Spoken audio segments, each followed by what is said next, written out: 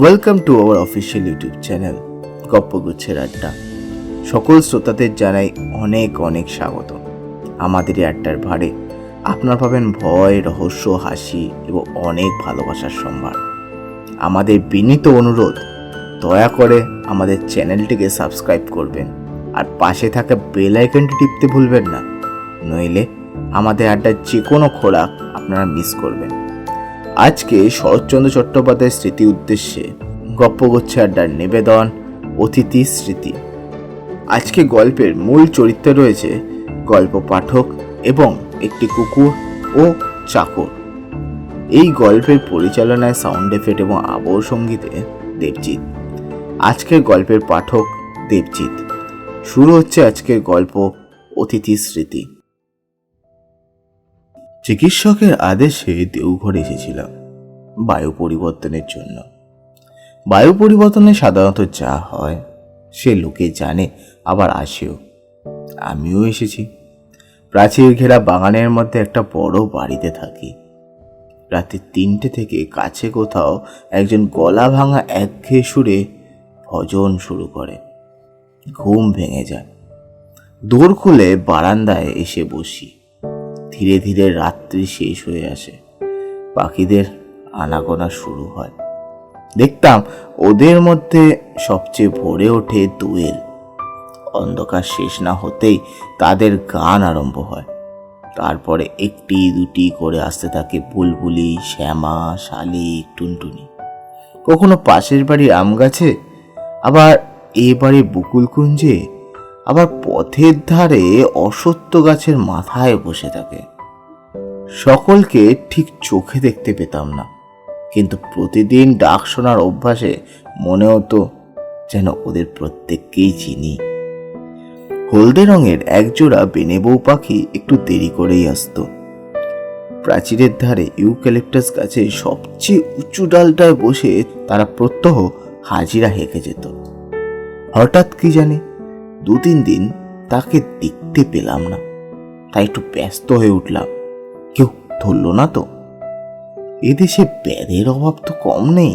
পাখি চালান দেওয়ায় তাদের ব্যবসা। কিন্তু 3 দিনের দিন আবার দুটিকে ফিরে আসতে দেখে মনে হলো যেন সত্যিকারে একটা ভাবনা ঘুচে গেল। এমনি করেই সকাল কাটে। বিকালে গেটের বাইরে পথের ধারে এসে বসি। নিজের ঠিক সামর্থ্য নেই বেড়াবার। যাদের আছে তাদের প্রতি চেয়ে চেয়ে দেখি। দেখতাম মধ্যবিত্ত গৃহস্থের ঘরে পীড়িতদের মধ্যে মেয়েদের সংখ্যাই ঢের বেশি। প্রথমেই যেত পা ফুলো ফুলো অল্প বয়সী একদল মেয়ে। বুঝতাম এরা বেরি বেরি রোগের আসামি। ফোলা পায়ে লজ্জা থাকতে বেচারাদের কতই না যত্ন। মোজা পরার দিন নয়, গরম পড়েছে, তবু দেখি কারোর পায়ে 8 করে মোজা পরা। কেউ বা দেখতাম মাটি পর্যন্ত লুটিয়ে কাপড় পরেছে। সেটা পথ চলা বিঘ্ন হওয়া সত্ত্বেও কৌতূহলী লোকচক্ষু এড়ানোর জন্য তাদের সে বিকৃতিটা আড়াল রাখতে চায়। আর সবচেয়ে দুঃখ হতো আমার একটি দরিদ্র ঘরের মেয়েকে দেখে। সে একলা যেত, সঙ্গে আত্মীয় স্বজন কেউ নেই, শুধু 3টি ছোট্ট ছোট্ট ছেলে মেয়ে। বয়স বোধ করি 24-25 হবে, কিন্তু দেহ যেমন শীর্ণ, মুখ তার তেমনি ফ্যাকাশে। কোথাও যেন এতটুকু রক্ত নেই, শক্তি নেই নিজের দেহটাকে টানবার। তবু সবচেয়ে ছোট্ট ছেলেটি তার কোলে। সে তো আর হাঁটতে পারে না, অথচ আসবারও ঠাঁই নেই। কি ক্লান্তিই না মেয়েটির দুটি চোখে। সেদিন সন্ধ্যা হতে তখনও দেরি আছে। দেখি জনকয়েক বৃদ্ধ ব্যক্তি ক্ষুধাহরণের কর্তব্যটা সমাধান করবার জন্য দ্রুত পদেই বাসায় ফিরছেন। সম্ভবত এরা বাত ব্যাধিগ্রস্ত। সন্ধ্যার পূর্বে এদের ঘরে প্রবেশ করা প্রয়োজন। তাদের চলন দেখে একটু ভরসা পেলাম। ভাবলাম যাই, আমিও একটু ঘুরে আসি গিয়ে। সেদিন পথে পথে অনেক বেড়ালাম। অন্ধকার হয়ে এলো। ভেবেছিলাম আমি একাকী। হঠাৎ পেছন চেয়ে দেখি একটি কুকুর আমার পেছন পেছন চলেছে। বললাম, কিরে যাবি আমার সঙ্গে? অন্ধকার পথটায় বাড়ি পর্যন্ত পৌঁছে দিতে পারবি তো? সে দূরে দাঁড়িয়ে ল্যাজ নাড়তে লাগলো। বুঝলাম সে রাজি আছে। বললাম, তবে আয় আমার সঙ্গে। পথের ধারে একটা আলোতে দেখতে পেলাম কুকুরটার বয়স হয়েছে, কিন্তু যৌবনে একদিন শক্তি সামর্থ্য ছিল তার। তাকে অনেক কিছু প্রশ্ন করতে করতে বাড়ির সম্মুখে এসে পৌঁছালাম। গেট খুলে দিয়ে ডাকলাম, ভেতরে আয়, আজ তুই আমার অতিথি। সে বাইরে দাঁড়িয়ে ল্যাজ নাড়তে লাগলো। কিছুতেই ভেতরে ঢোকার ভরসা পেল না। আলো নিয়ে চাকর এসে উপস্থিত হলো। গেট বন্ধ করে দিতে চাইলে বললাম, না, খোলাই থাক, যদি ও আসে ওকে খেতে দিস। ঘন্টাখানেক পরে খোঁজ নিয়ে জানলাম সে আসেনি, কোথায় যেন চলে গেছে। পরদিন সকালে বাইরে এসেই দেখি গেটের বাইরে দাঁড়িয়ে আছে আমার সেই কালকের অতিথি। বললাম, কাল তোকে খেতে নেমন্তন্ন করলাম, এলি না কেন? জবাবে সে মুখ পানে চেয়ে তেমনই ল্যাজ নাড়তে লাগলো। বললাম, আজ তুই খেয়ে যাবি, না খেয়ে যাস না, বুঝলি? প্রত্যুত্তরে সে শুধু ঘন ঘন ল্যাজ নাড়ল। অর্থবোধ করি এই যে সত্যি বলছো তো। রাত্রে চাকর এসে জানালে সে কুকুরটা এসে বাইরের বারান্দায় নিচের উঠোনে বসে আছে। বামন ঠাকুরকে ডেকে বলে দিলাম, ও আমার অতিথি, ওকে পেট ভরে খেতে দিও। ঠাকুর বলল, আচ্ছা কর্তাবাবু। পরের দিন খবর পেলাম অতিথি যাননি। আতিথ্যের মর্যাদা লঙ্ঘন করে সে আরামে নিশ্চিন্ত হয়ে বসে আছে। বললাম, তা হোক, ওকে তোমরা খেতে দিও। আমি জানতাম প্রত্যহ খাবার তো অনেক ফেলা যায়, এতে কারোর কোনো আপত্তি হবে না। কিন্তু আপত্তি ছিল, এবং তা অত্যন্ত গুরুতর আপত্তি। আমাদের বাড়তি খাবারের যে প্রবল অংশীদার ছিল এ বাগানের মালির মালিনী, এ আমি জানতাম না। তার বয়স কম, দেখতে ভালো, এবং খাওয়া সম্বন্ধে নির্বিকার চিত্ত। চাকরদের দরদও তার ওপরই একটু বেশি। অতএব আমার অতিথি করে উপবাস। বিকেলে পথের ধারে গিয়ে বসি, দেখি অতিথি আগে থেকেই বসে আছে ধুলোয়।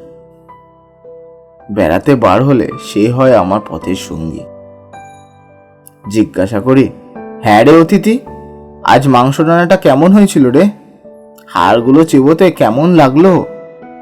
সে জবাবে শুধুমাত্র তার ল্যাজটা নেড়ে দেয়। মনে করি মাংসটা তাহলে ওর ভালোই লেগেছে। জানতাম না যে মালির বউ ওকে মেরে ধরে বার করে দিয়েছে, বাগানের মধ্যে আর ঢুকতে দেয় না।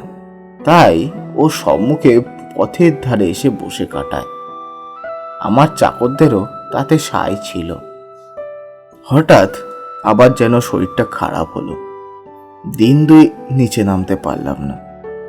দুপুরবেলা উপরের ঘরে বিছানায় শুয়ে খবরের কাগজে যে মাত্র পড়া হয়ে গেছে, জানলার মধ্যে দিয়ে বাইরের রৌদ্রতপ্ত নীল আকাশের পানে চেয়ে অন্যমনস্ক হয়ে ভাবছিলাম। সহসা খোলার দর দিয়ে সিঁড়ির ওপর ছায়া পড়ল কুকুরের। মুখ বাড়িয়ে দেখি অতিথি দাঁড়িয়ে ল্যাজ নাড়ছে। দুপুরবেলা চাকরেরা সব ঘুমাচ্ছে, ঘর তাদের বন্ধ। এই সুযোগে সে লুকিয়ে লুকিয়ে একেবারে আমার ঘরের সামনে এসে হাজির। ভাবলাম দুদিন দেখতে পায়নি তো, তাই বুঝি আমাকেও দেখতে এসেছে। ডাকলাম, আয় অতিথি, ঘরে আয়। সে এলো না, সেখানেই দাঁড়িয়ে ল্যাজ নাড়তে থাকলো। জিজ্ঞাসা করলাম, খাওয়া হয়েছে তোর? কি খেলি আজ? হঠাৎ মনে হলো চোখ দুটো যেন ভিজে ভিজে হয়ে গেছে, যেন গোপনে আমার কাছে কি একটা নালিশ জানাতে চায়। চাকরদের হাঁক দিলাম। ওদের দৌড় খোলার শব্দেই অতিথি ছুটতে পালালো। জিজ্ঞাসা করলাম, হ্যাঁ রে, কুকুরটাকে আজ তোরা খেতে দিসনি? চাকর বলল, আজ্ঞে না কর্তাবাবু, মালির বউ ওরে তাড়িয়ে দিয়েছে যে। আজ তো অনেক খাবার বেঁচেছে, সেসব হলো কি? মালির বউ চেপে চুপে নিয়ে গেছে। আমার অতিথিকে আবার ডেকে আনা হলো। আবার সে বারান্দার নিচের উঠোনে ধুলোয় পরম নিশ্চিন্তে স্নান করে নিল। মালির বউয়ের ভয়টা তার গেছে। বেলা যায়, বিকেল হলে উপরে বারান্দা থেকে দেখি অতিথি এই দিকে চেয়ে প্রস্তুত হয়ে দাঁড়িয়ে আছে। বেড়াতে যাওয়ার সময় হলো যে। শরীর আমার সারল না। দেওঘর থেকে বিদায় নেওয়ার দিন এসে পড়ল। তবু দিন দুই দেরি করলাম নানা ছলে। আজ সকাল থেকে জিনিস বাদাবাদি শুরু হলো। দুপুরে আমার ট্রেন। গেটের বাইরে সার সার গাড়ি এসে দাঁড়ালো। মালপত্র বোঝাই দেওয়া চলল। অতিথি মহা ব্যস্ত। কলিদের সঙ্গে ক্রমাগত ছুটোছুটি করে খবরদারি করতে লাগলো, কোথাও যেন কিচ্ছু খোয়া না যায়। তার উৎসাহই এখানে সবচেয়ে বেশি। একে একে গাড়িগুলো সবই ছেড়ে দিল। আমার গাড়িটাও চলতে শুরু করলো। স্টেশন ঠিক দূরে নয়। সেখানে পৌঁছে নামতে গিয়ে দেখি অতিথি দাঁড়িয়ে। আমি তাকে জিজ্ঞাসা করলাম, কিরে, এখানেও এসেছিস? সে ল্যাজ নেড়ে তার জবাব দিল, কি জানি মানে তার কি। টিকিট কেনা হলো, মালপত্র তোলা হলো। ট্রেন ছাড়তে আর 1 মিনিট দেরি। সঙ্গে যারা তুলে দিতে এসেছিল তারা সবাই বকশিস পেল না কেবল আমার অতিথি। গরম বাতাসে ধুলো উড়িয়ে সামনেটা আচ্ছন্ন হয়ে গেছে। যাবার আগে তারই মধ্যে দিয়ে ঝাপসা দেখতে পেলাম। স্টেশনের ফটকের বাইরে দাঁড়িয়ে এক দৃষ্টে চেয়ে আছে আমার অতিথি। ট্রেন ছেড়ে দিল। বাড়ি ফিরে যাওয়ার আগ্রহ মনের মধ্যে কোথাও খুঁজে পেলাম না। হয়তো ওর চেয়ে তুচ্ছ জীব এই শহরে আর নেই। কেবলই মনে হতে লাগলো অতিথি আজ ফিরে গিয়ে দেখবে বাড়ির লোহার গেট বন্ধ, ঢুকবার জো নেই। পথে দাঁড়িয়ে দিন দুই তার কাটবে। হয়তো নিস্তব্ধ মধ্যাহ্নের কোনো এক ফাঁকে লুকিয়ে উপরে উঠে খুঁজে দেখবে আমার সেই ঘরটা।